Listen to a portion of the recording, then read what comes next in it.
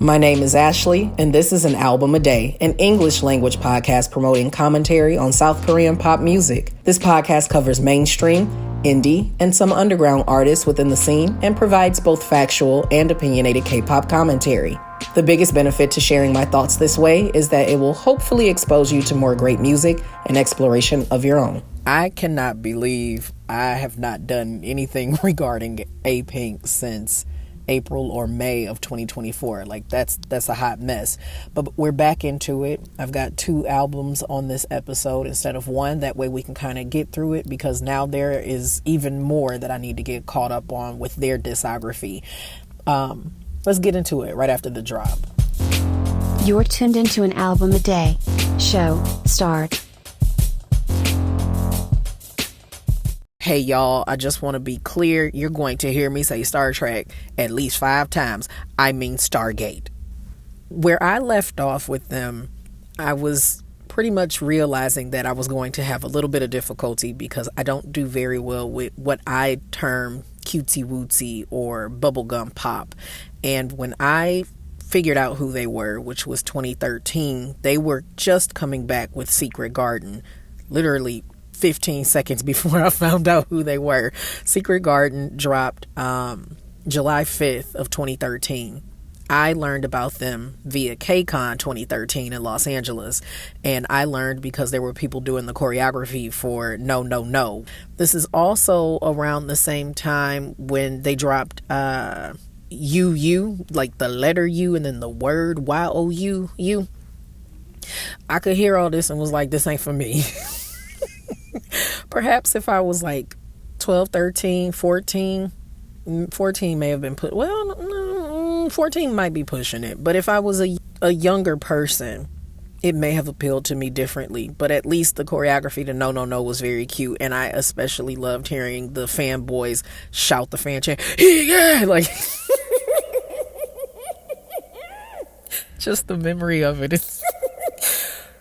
just the memory of it is perfection. So giving you a little bit of history about this before I start getting all into it. Secret Garden, this particular album, as I said, dropped in 2013. And at this point in time, this was their first official release as a 6-member group. And they returned after 14 months. So they had Une Année, which I'm still saying incorrect. I know it. I know I am, even though I've heard them say it. But they released that and then they dipped out on everybody. So their fans, Pandas was just like, are they coming back? So they came back with this and started dropping teasers around the end of June. So they didn't have like a lot of time for you to be like, oh my gosh, they're coming. It was just like, oh my God, they're coming, they're here. Which I think is actually kind of smart. They put on this album technically a total of 6 tracks, but honest to goodness is 5. You was the first track, then No No No, which was done by the late Shin Sedong Tiger, and for the lyrics, let me be clear, did lyrics and music, but then there's someone called Koopa, and I've seen that name pop up a couple of times, so I want to learn a little bit more. Lovely Day, I Need You. The production, you can clearly hear based on the time that it was made that it's starting to ease into that Star Trek production style. It's not here just yet, but literally on the next album it is. And then Secret Garden closes it up, and then they give you the instrumental of No No No. That's why I said technically it's 6, but it's really 5. It moves quickly. This is like 20 minutes worth of listening time. A little bit less than that actually if you skip track 6. In this instance, it really did all just flow together as one thing, and it's not because it's a bad album. It actually is a solid teeny bopper bubblegum pop album, something that's really cute, something that has the sensibility of age and appropriateness totally in mind, and the young women delivered on it. Apink has solid vocals, so I don't want you thinking just because I hate the way it sounds that there's something wrong with it. There's nothing wrong with this album at all. But I can't necessarily pick what is most memorable for me. I believe Lovely Day and Secret Garden were very well produced, but No No No is the star of this. I can't believe I'm it. They also released this album as a Taiwanese version. So they did a version of this that had far more going on. The Taiwan version took some of the tracks from previous albums and made one comprehensive LP, if you will, versus this EP or mini album, as they love to say over there. And then right after this, we jump into Pink Blossom. This is when my awareness of Apink really elevated, because Mr. Chu was on here and everybody and their mama was all into that song. Crystal was on here, and that was written by E1, really good writer. And then you see more of Chorong involved in this, best known as the leader of Apink, and she started really penning stuff at this point in time. So she stepped up in her leadership and was like, well, I got my pen is like slightly undefeated. Let's go ahead and give this a little bit of a challenge.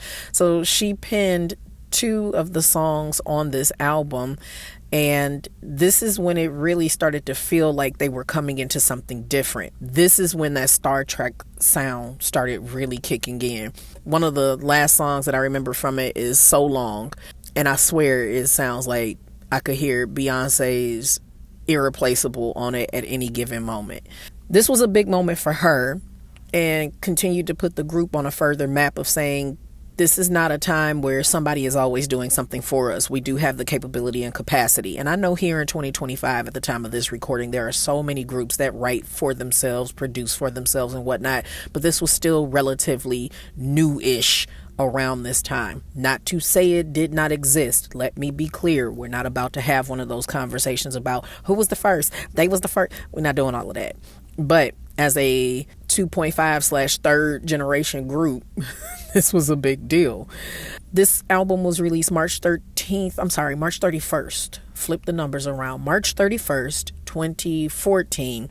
I was very aware of who they were at this point because I was preparing to do press for them at this point. This album cover was super cute to me. They were in the school uniforms. The border is pink and they look more mature. It's less of trying to squish them into being young, cutesy wootsy innocent. They're still innocent, but there was some edge here. Like one of them is biting her glasses, one is pulling at her hair. They look like they have more personality, more color. The song Mr. Chu being one of their highest selling songs of 2014, specifically looking at Wikipedia. Give me just a second to pull it up. Quote, Apink won 6 music show trophies for Mr. Chu, and the song was the 8th best selling digital song in 2014, according to Gaon's year in chart, end quote. That's sick. You out here competing with Girls' Generation, Super Junior, EXO at this point, 21. You still had, I believe at this time, you still had Miss A on the scene. 2PM were still doing things. It's a lot going on at this point in time. And to be able to be in the top 10, that's a big deal. With a song that is relatively precious.